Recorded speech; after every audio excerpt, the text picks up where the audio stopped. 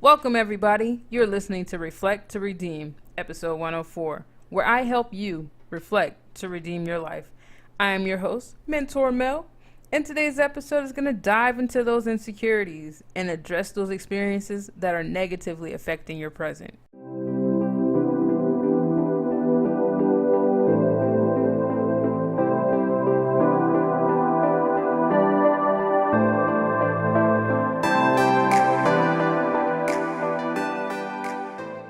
All right, guys, we are back with another episode 104, and we're just gonna touch base on something that I'm pretty sure that I feel like it's an epidemic, and the reason why I feel like that is because it affects us on so many levels of our life, so many levels. So we have insecurities that can come about at a young age, and us not dealing with those insecurities can spill over into our current existence. Things that we hadn't dealt with because, we thought we'd just get older and it just goes away. I would like to say that is far from the case. And now, when you're older, you're just in the situation where you are still, I wouldn't even say handling it like a child, but it takes you back to a dark place that you really just didn't want to address. And now you're actually going to probably blow up more. You're going to respond way more negatively than probably originally thought of. You're going to fly off the handle a lot quicker. Insecurities is an epidemic. People don't want to address it. And the reason why they don't want to address it is because it's not just one thing that makes it an insecurity. We can have people that are insecure about their weight. We can have people that are insecure about their calf muscles not being as big as the other guys in the gym. It could be something, the way we think. It could be, your orientation. It could be your skin tone. Like, there's all types of things that can affect someone on their confidence level. And because of that thing, it can now spill over into your adult life.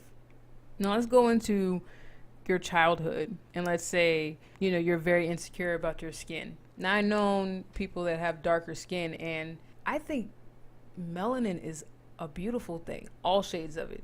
It's really, I feel like it's a part of the world. It tells a story of the world. We're not all one shade for a reason. Our ancestors lived in different parts of the world, therefore our bodies adapted to where we were. Someone can also be insecure about their weight. They've probably been bullied as a kid because they didn't look like the other kids. Therefore, when they get older, those same feelings can come back. Granted, we're all now adults. Nobody's thinking about you. Let's be honest. We're not really focused on you because we're all too focused on ourselves. I honestly think that's the best thing. So it's like somebody that goes to the gym for the first time and they really feel out of their element, and they feel like they don't look like the people that have been there forever. They all have an image of what they want for themselves. Nobody actually looks at the next person because they're so focused on trying to get themselves where they want to go. Same thing could be said in the workforce. I personally don't care about your particular skills because I'm working on my own skills to move throughout the company if I want. Just focus on your end goal. What do you want? So another thing too I realized is when people are insecure, they're very good at deflecting. And I read through it so quickly, so it's not even like, it doesn't faze me at all. It honestly makes me feel sad for you because you're trying to put the spotlight on somebody else to where we don't focus on you. But it makes us focus on you. Those that are not confident in who they are will try to make someone else look worse than they are. You tried to put them on blast to everyone, look at what this person's doing. Why? They're just doing their job. And if they may have missed something doing their job, that is not your job to point it out. If anything, you should pull them to the side and be like, hey, well, I noticed you did something like this. Might I recommend you do it this way? It's all about delivery. But yeah, doing things like that, it really just leaves a sour taste in your mouth, especially if you have to work with the person. It makes it kind of difficult to really trust that person because it's like, oh, when's the next time they're going to try and put me on blast again for doing my job? And also, if it's if you're kind-hearted about it or you just go with the flow, it literally will get worse. So those people that don't like to ruffle the feathers, it slowly takes a toll on you. By the time it gets to a point where it's unacceptable, where it's like now it's gonna be a confrontation because the time that you had to address it has passed. So it's like telling a child no for small things so they don't go shoot a whole school up. Like, you tell them, no, you don't do this. No, you can't do that. But if you let them just sit there and say, oh, it's whatever, now they're going to take it to the extreme. But anywho, trying to impress somebody does not need to be at the expense of someone else. I like to impress people by just customer service. People will always remember good customer service. Chick-fil-A. Need I say more? Chick-fil-A knows how to give great customer service. It's crazy. And we always remember really bad customer service. McDonald's.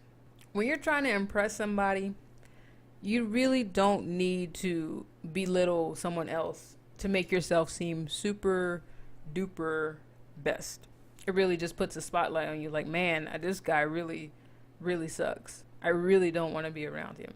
Or it's going to be very hard to work with him. And it's like, even in a high school environment, I feel like people, that's the point in time in your life where you want the most friends and everything's so numbers based. And I feel like it's worse now because of social media. Social media, it makes you look at how many followers you have, how many people are following you, and how many people you're following. Like, why the numerics? I'm going to use Kanye West for this example.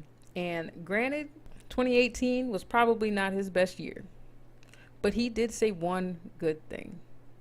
He said he wished that social media did not have numerics.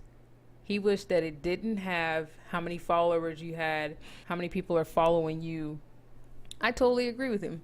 Because it's brainwashing people to, oh man, I don't have the amount of followers or subscribers that I need. But really, it should be down to the fact of, do you like your content? And if you do, keep going. The right people will find you. And those that stick with you, hey, they're true champs. Like, you don't trade those in. You don't trade those people in. You keep them. You keep them and you grow with them. But yeah, something that I've dealt with personally was some workplace bullying. And I've been bullied all my life. And I know everybody says that, but I always knew I was different. And I didn't have a problem with it. I actually liked the fact that I was different from my peers. I always felt that my peers were not on my level. And by the time they got to my level, now I got to a new bar or new level. So those that I grew up with, that judged me based on how I dressed or, what I said, how I spoke. That was a big one. They judged me because I quote unquote talked white. I'm just enunciating my words. I'm sorry. I'm sorry that affects you. Is it because I sound smart? But I'm not really trying to sound smart. I'm speaking. Oh, and they also probably didn't like me because my activities outside of school was band and basketball. I played the clarinet and I played basketball. So those things probably set me apart from the people that I rode on the bus with home. Riding the bus was probably one of the worst experiences, but what could you do? Best part was I was the first stop. I didn't have to stay on it long. So definitely bullying back then prepped me for bullying at a more adult age. The whole time I was more concerned about them.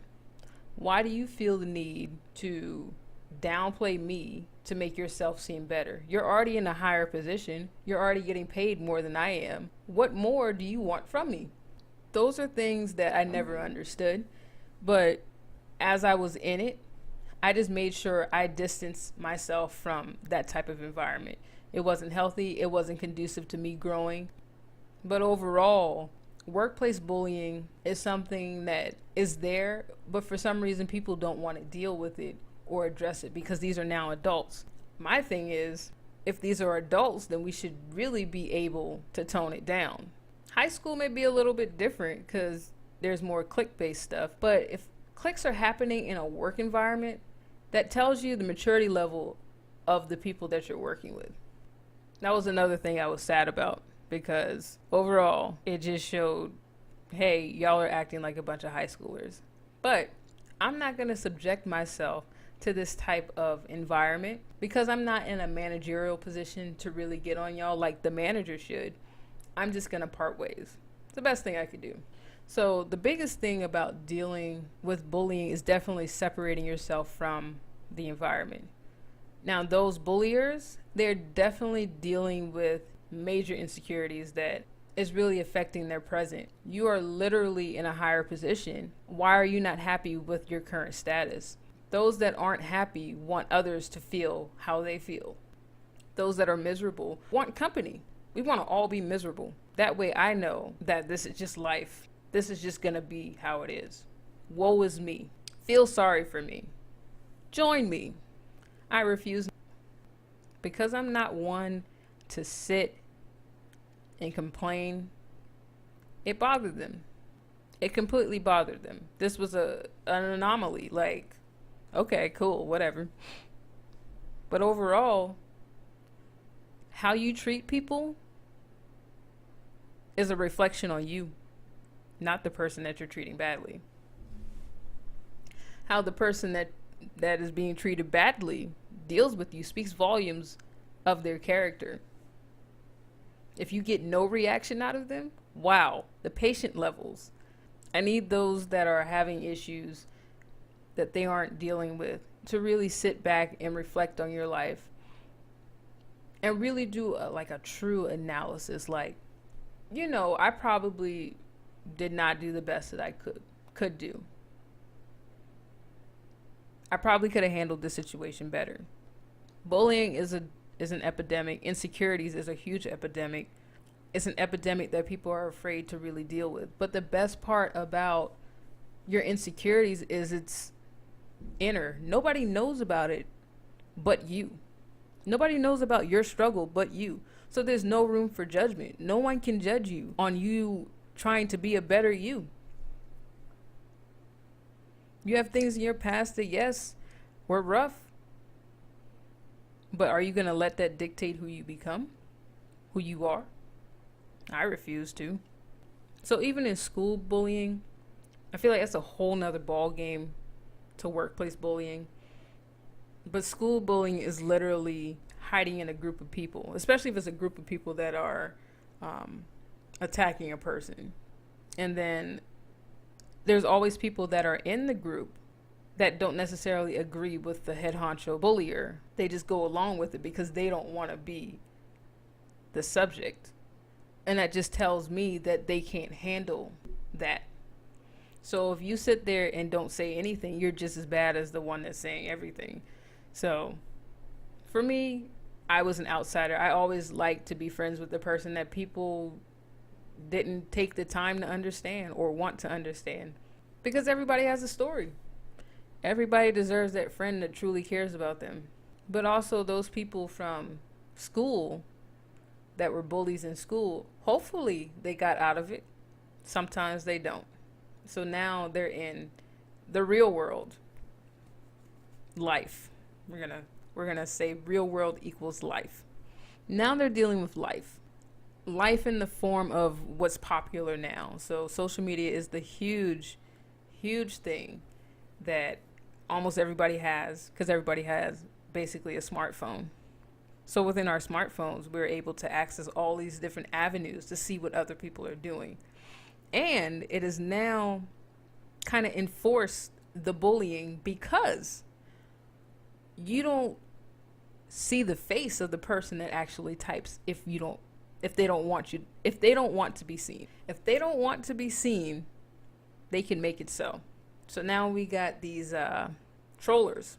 Trollers are out doing what they do. And then we have these people that want to be in the spotlight because it's like validation for them.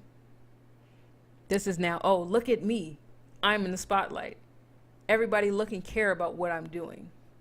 Make sure y'all like my post. Honestly, I want if my content gets out to a lot of people, I want it to really affect people, and I want them to be like, hey, you should listen to this person. This is really good content that's going to help you grow. Not some vain stuff like, oh, look at me. I'm at the beach. I'm on vacation. I'm here. I'm in a mountain. I'm climbing the mountain. Now I'm at the bottom of the mountain. Oh, look at my pose by the water. Like, come on, people. Social media is our biggest hindrance because it's now reinforcing the bully antics from people. We are reinforcing the insecurities of people because now those people that have insecurities are now able to access all these people. And oh my God, look at all these people. They look better than me. Like, it's literally, back in the day, they were so concerned about how people looked on the cover of a magazine. Well, now the cover of a magazine equals social media. And I like the way that some people that are in the spotlight are now making note of, hey, I got curves, I got stretch marks, I got cellulite, like, I am human. That's a great image to portray to people, because for some reason I feel like people think that you should look this way. We are all human and we're going to look different no matter what. People that are even like the spotlight. I read a post from someone and they basically said that they're going to take a break from social media because it's too stressful. I'm like, what does that mean it's too stressful? If you don't want to be on it, why do you have to announce it? Just don't be on it. And her thing was, she said that she was viewing that she was losing users or followers, and it was really stressful for her. And I'm like, so what if they go? If you are truly authentic about what you want to put out there and you are truly passionate, the right people are gonna find you. They're gonna find you and they're gonna stay. If they leave, then that means they're only there for one thing. And that's the vain stuff that is really like a virus to our community. People that are in the spotlight truly experience anxiety because it's like, I have to stay relevant. I have to, be in the spotlight. Like, even Kim Kardashian was like, she always has to have somebody talking about her, or that's why she always pops back into like the spotlight. She's afraid she will be forgotten. How, people? Let me ask this question. How are we going to forget Kim Kardashian? How? They have made multiple brands, multiple Kardashians. Hell, if one Kardashian takes a little break, I'm pretty sure the others will still make the one that went, took a break relevant. You are in royalties, ma'am. You are in literally where you make money for nothing. I always said to myself, I wanted the money without the fame. Without the fame. Because I want to be like a regular person. I want to go where I want to go and not be followed. Because if you think about it, how creepy that is. Paparazzi follow you. I do not want to be that relevant. That's actually a curse. I'll pass. But yeah, so these people that want to be in the spotlight, it's kind of an insecurity that they want attention, because I feel like those that really want attention did not get it when they were younger. So now they're at this age, and like, you know what? I'm gonna demand to be in the spotlight, and people are gonna love me. They're all gonna love me. Like, what? That's just far from what I even envision for a person. Like, you should truly just be happy with what you're doing. Make yourself happy first, not others. It's like, I know you're a brand, but I feel like if you are your true self, people will follow if they want to. And if they don't, then not everyone is supposed to like you either. Oh, wait, what? That's a thing? Not everyone is supposed to like you. That's why we have different personality traits. Those insecurities from your past will definitely affect your present and your future. So please, people, go see a therapist, go talk to a friend that's very understanding and non-judgmental. Do what you have to do to really focus on areas where you need work and areas where you know it's time for improvement and it's just time to be better. You need to stop sitting and blaming all these other people for your issues, your problems, what you're going through, and really look in the mirror. Look in the mirror. Don't be mad at someone else because they're a size whatever. Really focus on you. Are you where you want to be in life? If not, how do you get to where you want to be? Who you want to be? Work on those insecurities. Sit and really evaluate yourself. Because at the end of the day, it is only you that you have to deal with. And if you really don't like yourself, man, that's a tough life. You got a long time to be with yourself and not like yourself. I mean, I love myself, so we here. Not everyone is supposed to love me. And I'm okay with that. Work on those insecurities. Insecurities at this moment is an epidemic that people do not want to address. Be different. Address your insecurities. Make them your strengths. Make them something desirable and make them something that inspires other people.